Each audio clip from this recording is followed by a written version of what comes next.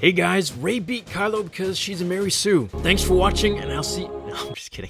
There might be some potential spoilers in this video for The Last Jedi, so turn away now if you don't want them. Alright, so something that's really bugged me in The Force Awakens was how Rey beat Kylo so easily. And while we don't know the real full answer, at least until The Last Jedi comes out, we can speculate, and I can theorize on what I've been told behind the scenes. Right or wrong, we'll have to wait for a few months. Now, I'd first like to mention that Kylo Ren is an ex-pupil of Luke's. This means he should have some basic training in the Force, and by basic, I mean quite a bit. He's also the grandson of Anakin, and the Skywalker genes flow through his blood very strongly. There is without a doubt no question that he should have obliterated her and Finn within a moment of the duel itself. So let's first cover Finn. Kylo was hurt by Chewie's blaster. We can assume this and give him the benefit of the doubt here, still winning in the end. However, Rey, that's a different story. Now, if we take plot armor out of it, because, well, that's always an easy answer, we have to understand the parallels here that I think we'll see in Episode 8. First of all, this duel can be compared to Vader and Luke. Now, Vader never once fought Luke with his full power or anger.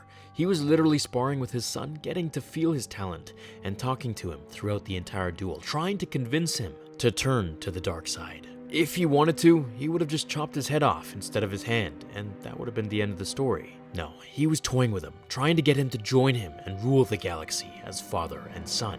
The same goes for Kylo. He was never fighting her full on. It's like an adult play fighting with a toddler, then getting beaten because all their defenses were down. Now, the difference between that real life scenario and Star Wars is that in Star Wars, we have the dark side. Now, Rey used the dark side when she fought Kylo, and this is something that I've actually been told by the people who claim to have worked on the storyboard. When Kylo mentioned the Force, she all of a sudden was awakened from within, and I believe this is what she alludes to in the Last Jedi trailer. We can even see it on her face as she closes her eyes, then wakes up with a determined look on her face. Now, Luke is done with the Jedi. He's gone to find the ways of balancing the dark and the light sides of the Force, to use them both at his will.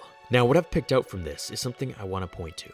We can also see this as the light keeps flashing on Rey's face, back and forth between red and blue, and then landing on her awakening, where she harnessed the dark side and the light, just like Luke did when he fought Vader for the last time in Return of the Jedi. I believe that's what Luke meant when he tells us that he's seen this raw power only once before. It didn't scare him enough then, but it does now. I believe he sees this power in Rey and knows that she can balance both sides of the Force, having been awoken as the new chosen one, which is why I believe Snoke wants her as well. Her raw, untamed power is what he needs for her to fulfill her destiny and join him or be absorbed by him. Now, that's only a mere speculation of mine, so we'll have to wait and see. As for Kylo being sliced, he was overwhelmed by her. His guard was down and he was simply talking to her, trying to get her to become his apprentice, when she all of a sudden just switches gears and hits him with attack after attack, each one making him more off balance and tempo, ending up in his loss, where the ground conveniently opens up, separating the dark and light sides, so that the film could end on a 2-year cliffhanger, leaving us all waiting. I hope this answers just how Rey beat Kylo so easily. Now, of course, we will need to see Episode 8 to really know the real reason, but until then, this video outlines my theories and speculation on it. I don't truly think that she beat him, rather he simply let her win by putting his guard down. I believe that if he was angered enough to beat her, just as Vader could have beaten Luke, then it would have been a so. Like when we saw Vader against the rebels in Rogue One.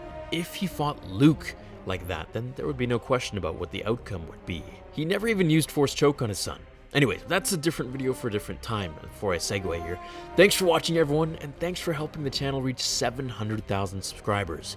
It is absolutely insane and mind-blowing, since it's only been just a year and a couple months. I can definitely say I've worked extremely hard on this channel and for your guys' entertainment, but I want to say that I couldn't be doing this without you. So once again, thank you. This is only the beginning.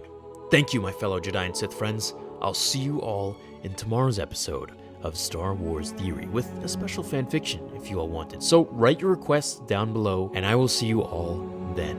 But before I go, remember, the Force will be with you always.